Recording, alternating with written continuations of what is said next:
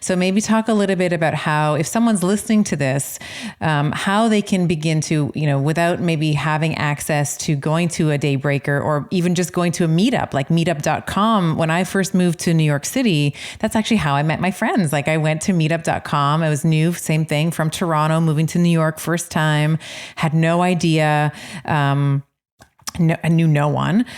So how can we begin to foster this connection? And maybe you can walk us through, some of the feedback that you've heard from, because it's really scary, right? Like moving to a new place or now being isolated, like that is if there's a pandemic, it's the mental health crisis, the suicides, the depression, the lack of connection, that I think that we're really going to see. 1 in 4 Americans have 0 friends to confide in. And this number has tripled in the last 30 years. And with the pandemic, it's now 1 in 2.5 people have 0 friends with whom to share confidential feelings. Yeah. And when you add marriage to it, that number goes even lower, right? Because most people just give all of their emotional selves to their partner, their husband or wife, particularly men.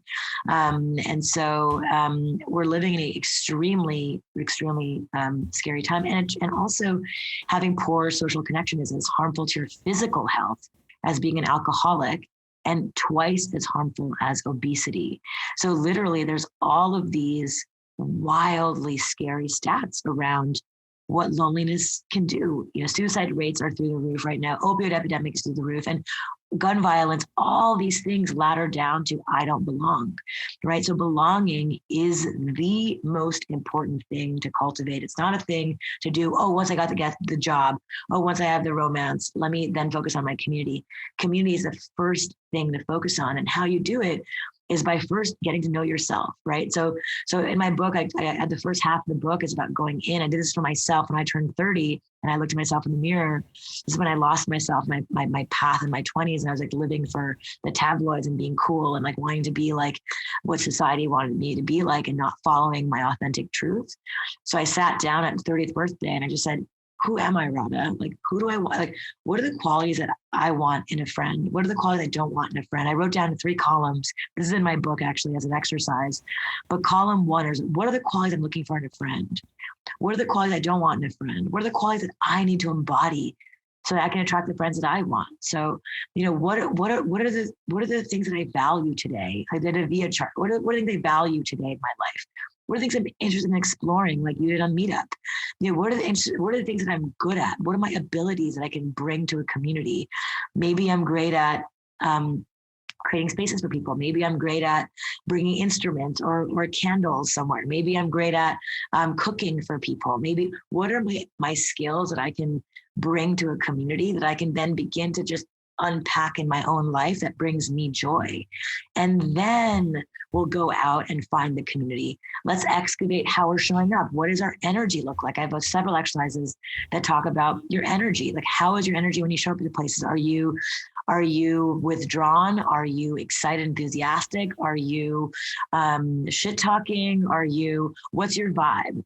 And I should call it an triple E, an equal energy exchange. You want to find friends that give you an equal energy exchange. It's not going to be energy vampires or where you're giving all of yourself and getting nothing in return, right? So all of this audit you want to just begin doing and then plot out, where in my life is my energy feeling drained? At work, my colleagues are really making me feel crappy. At home, I'm totally fueled up.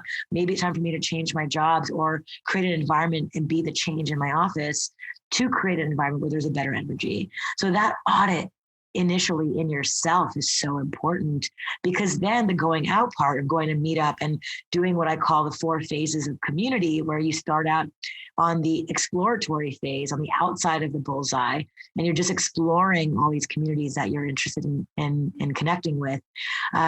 It just becomes so much easier to pinpoint what are the communities I want to explore based on my today's values, based on my today's interests, based on my today's abilities, and so there is a sort of quiet step-by-step strategy that I did for my own life that's worked for now, hundreds of thousands of other people that I've supported and shared with. But it's like, it doesn't always, it's kind of like, where do I start? And that's why, I wrote the book, and then that's why I share this so with so much passion, because when you don't belong, it is debilitating. It's excruciatingly painful. When you're left out, it's as painful as having a broken leg, truly.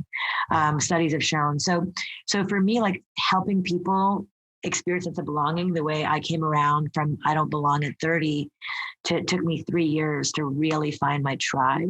And I was patient with it. I went through all the different practices. I stuck with it. And then I found my community of people that was equal energy exchange, that were interested in the same things that I was interested in. And then all of a sudden, because my energy was so authentic, I kept radiating out, and it happened faster and faster. So meeting new friends who were aligned with my values became easier and easier and faster and faster. And I'm going through it again. I'm 42 now. Everyone's left New York City. I'm kind of back in this, okay, I have a dozen friends left in New York City, maybe like 4 really good friends. I'm back in this rebuild mode, and I'm excited about it. And I'm excited to redo all my exercises in my book and rechart all the things of who's here in proximity to me while all my friends are now around the country, around the world. So I think we're all doing this work, including the authors of the books, and I'm loving it. And I'm